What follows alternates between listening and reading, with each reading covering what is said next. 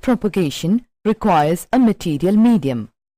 Sound waves cannot travel through vacuum. It needs a material medium for propagation.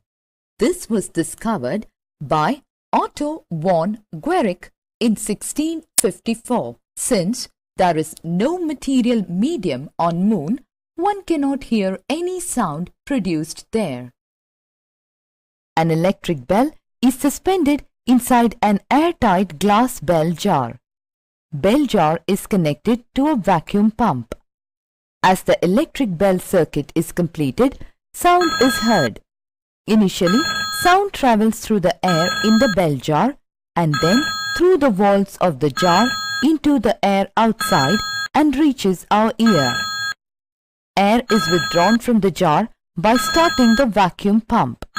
The sound of the bell becomes feeble.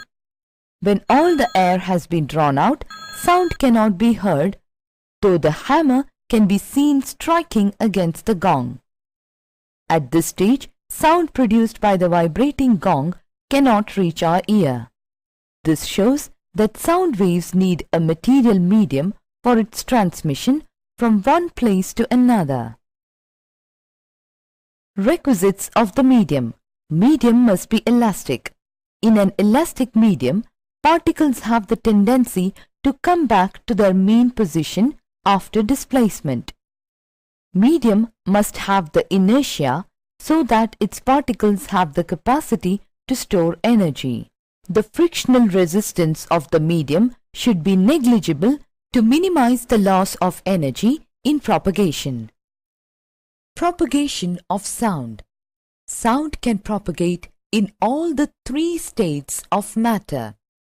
Some materials transmit sound from one place to another easily. Example, air, water, iron, etc. Some materials absorb most of the sound and transmit only a small fraction of it.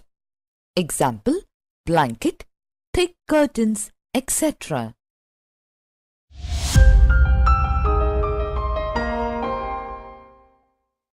Get Doubtbox on a device of your choice.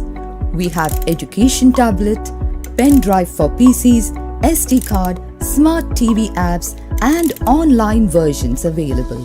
Register today for a free trial and experience the new way of learning.